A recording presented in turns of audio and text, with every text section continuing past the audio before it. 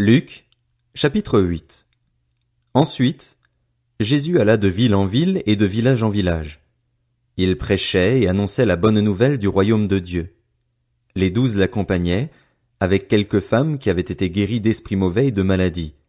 Marie, dite de Magdala, dont étaient sortis 7 démons, Jeanne, femme de Chuza, l'intendant d'Hérode, Suzanne et beaucoup d'autres, qui le servaient en l'assistant de leurs biens. Une grande foule se rassembla et des gens vinrent vers lui de diverses villes. Alors il dit cette parabole. Un semeur sortit pour semer sa semence. Comme il semait, une partie de la semence tomba le long du chemin. Elle fut piétinée et les oiseaux du ciel la mangèrent. Une autre partie tomba sur un sol pierreux. Quand elle eut poussé, elle sécha, parce qu'elle manquait d'humidité. Une autre partie tomba au milieu des ronces. Les ronces poussèrent avec elle et l'étouffèrent. Une autre partie tomba dans la bonne terre. Quand elle eut poussé, elle produisit du fruit au centuple. Après cela, Jésus dit à haute voix, que celui qui a des oreilles pour entendre, entende. Ses disciples lui demandèrent ce que signifiait cette parabole. Il répondit, Il vous a été donné, à vous, de connaître les mystères du royaume de Dieu.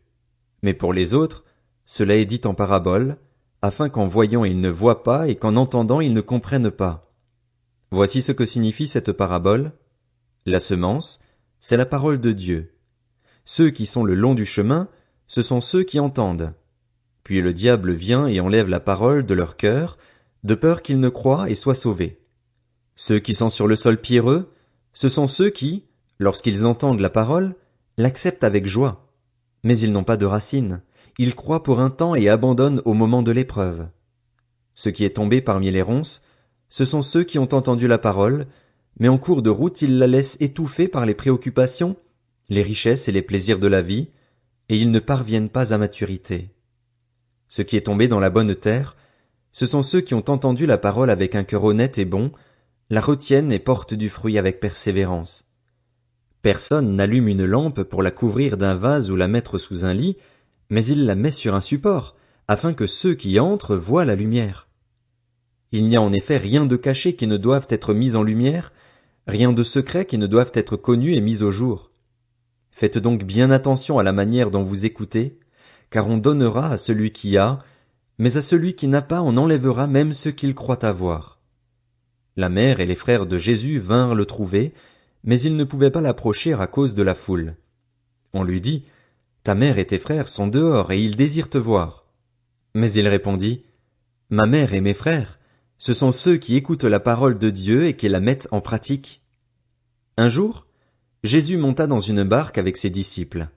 Il leur dit, Passons sur l'autre rive du lac. Et ils partirent.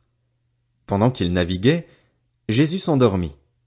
Un tourbillon s'abattit sur le lac, la barque se remplissait d'eau et ils étaient en danger. Ils s'approchèrent et le réveillèrent en disant, Maître, Maître, nous allons mourir. Il se réveilla et menaça le vent et les flots.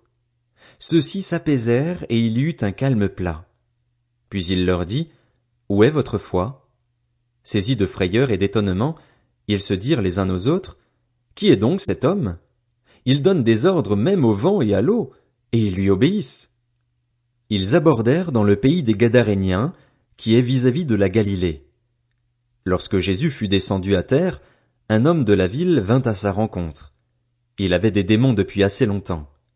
Il ne portait pas de vêtements et n'habitait pas dans une maison, mais dans les tombeaux. Quand il vit Jésus, il poussa un cri, se jeta à ses pieds et dit d'une voix forte, « Que me veux-tu, Jésus, fils du Dieu Très-Haut? Je t'en supplie, ne me tourmente pas. » Jésus ordonnait en effet à l'esprit impur de sortir de cet homme, car il s'était emparé de lui depuis longtemps. On attachait le démoniaque avec des chaînes et on lui mettait les fers aux pieds pour le garder, mais il rompait les liens et il était entraîné par le démon dans les endroits déserts. Jésus lui demanda, « Quel est ton nom? » « Légion, répondit-il, car de nombreux démons étaient entrés en lui. Il suppliait Jésus de ne pas leur ordonner d'aller dans l'abîme. Il y avait là, sur la montagne, un grand troupeau de porcs en train de chercher à manger. Les démons supplièrent Jésus de leur permettre d'entrer dans ces porcs. Il le leur permit. Les démons sortirent de cet homme, entrèrent dans les ports, et le troupeau se précipita du haut de la falaise dans le lac et se noya. Quand les gardiens du troupeau virent ce qui était arrivé, ils s'enfuirent et rapportèrent la nouvelle dans la ville et dans les campagnes. Les gens allèrent voir ce qui était arrivé. Ils vinrent vers Jésus et trouvèrent assis à ses pieds l'homme dont les démons étaient sortis. Il était habillé et dans son bon sens. Ils furent saisis de frayeur. Ceux qui avaient été témoins de la scène leur racontèrent comment le démoniaque avait été guéri. Alors tous les habitants du pays des Gadaréniens demandèrent à Jésus de s'en aller de chez eux, car ils étaient saisis d'une grande crainte. Jésus monta dans la barque pour repartir. L'homme dont les démons étaient sortis le priait de le laisser rester avec lui, mais Jésus le renvoya en disant « Retourne dans ta maison et raconte tout ce que Dieu a fait pour toi. » Il s'en alla et proclama dans toute la ville tout ce que Jésus avait fait pour lui. À son retour, Jésus fut accueilli par la foule, car tous l'attendaient. Voici qu'arriva un homme du nom de Jaïrus, il était chef de la synagogue. Il se jeta à ses pieds et le supplia d'entrer dans sa maison, parce qu'il avait une fille unique d'environ 12 ans qui était mourante. Pendant que Jésus s'y rendait, la foule le serrait de tous côtés. Or il y avait une femme qui souffrait d'hémorragie depuis 12 ans. Elle avait dépensé tout son bien chez les médecins, mais aucun n'avait pu la guérir. Elle s'approcha par derrière et toucha le bord du vêtement de Jésus. Son hémorragie s'arrêta immédiatement. Jésus dit « Qui m'a touché ?» Comme tous s'en défendaient, Pierre et ceux qui étaient avec lui dirent « Maître, la foule t'entoure et te presse, et tu dis « Qui m'a touché ?» Mais Jésus répondit « Quelqu'un m'a touché, car j'ai senti qu'une force était sortie de moi. » Voyant qu'elle n'était pas passée inaperçue, la femme vint toute tremblante se jeter à ses pieds. Elle déclara devant tout le peuple pourquoi elle l'avait touché et comment elle avait été immédiatement guérie. Alors il lui dit « Ma fille, prends courage, ta foi t'a sauvée. Pars dans la paix. » Jésus parlait encore quand quelqu'un arriva de chez le chef de la synagogue et lui dit « Ta fille est morte, ne dérange plus le maître. » Mais Jésus, qui avait entendu, dit au chef de la synagogue « N'aie pas peur, crois seulement, et elle sera sauvée. » Lorsqu'il fut arrivé à la maison, il ne laissa personne entrer avec lui, sauf Pierre, Jean et Jacques, ainsi que le père et la mère de l'enfant. Tous pleuraient et se lamentaient sur elle. Alors Jésus dit « Ne pleurez pas, car elle n'est pas morte, mais elle dort. » Ils se moquaient de lui, sachant qu'elle était morte.